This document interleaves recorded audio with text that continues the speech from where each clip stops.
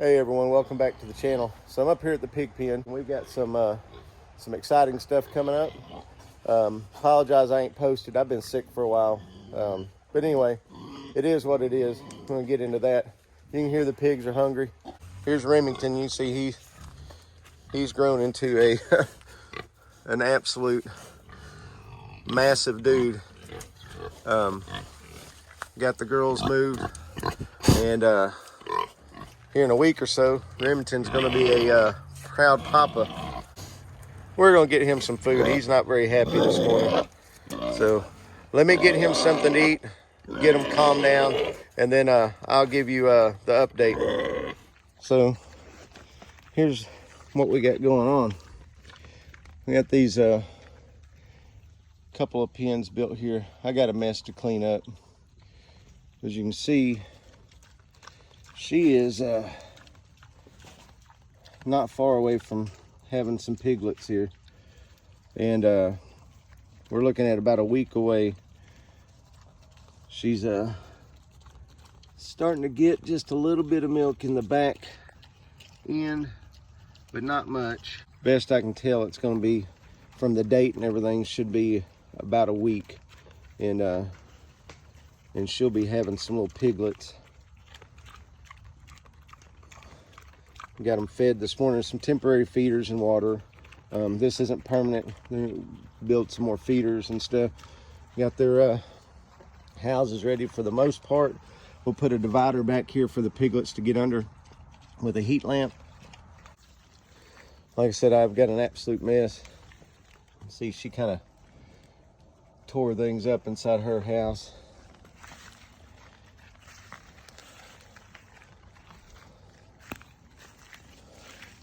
But you can see she's going to be due a couple of days after the other one. So we're going to have a lot of piglets at once. Some be feeder piglets that we're going to sell. Now she's half old spot. Got some Hampshire in her, which is where she gets her shape and stuff. And her mama had just a little bit of Duroc in her, but not much. So she's mostly Hampshire and old spot. And then same with her. She's half Hampshire and half old spot, but she looks more like the old spot pig. She's got a few spots on her. Got a couple spots up by her ears, but that's just the way she came out. Now you can tell the body shape's different. She's got a lot more leg on her, and we're going to see how well they do. Remington over there, he's the father of both litters, and he's a big old boy. He's half Hereford and half old spot. They're going to be a couple of mamas. They've really grown since the last videos that we've shown. And last video, I think they were being bred, so it's been 2 or 3 months since I posted a video about the pigs.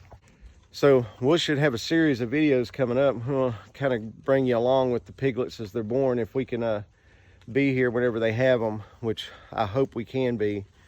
And I've got to get a little bit of work here done. I've got to get a better water system for them, and get them some these feed pans work fine for right now for these two. They're eating by themselves, so that they don't even push these around much. They just pretty much eat and leave them where they're at.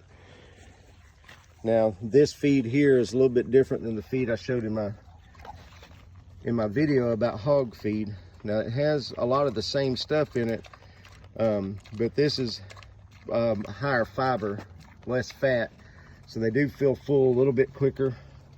And it's a ration for sows, and it's going to keep their body weight where it needs to be without them getting too fat.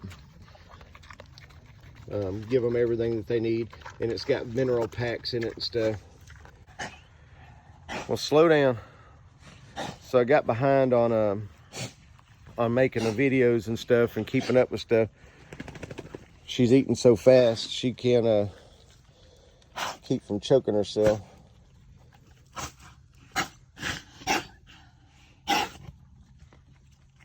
she'll slow down. Pigs typically don't cough. This is more of her hacking because she won't slow down eating. So what I've got here now, the way that we're set up, see if I can show you. Like I said, I got a bunch of shavings and stuff piled up over here, and some bags I need to pick up. It started raining and kind of ran me off of things. But over there on the other side is Remington's pen, and right now it's kind of flooded. We got him moved out of there so that we can clean that pen up and let it dry out.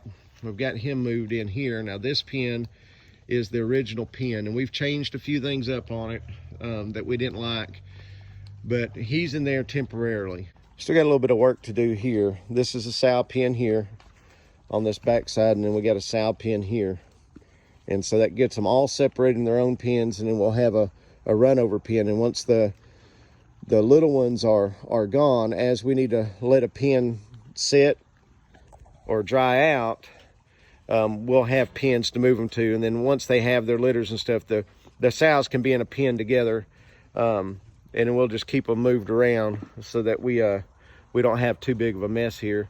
And then we'll have one that if the boar needs to be moved, he can be moved too. But that's what we've got going on.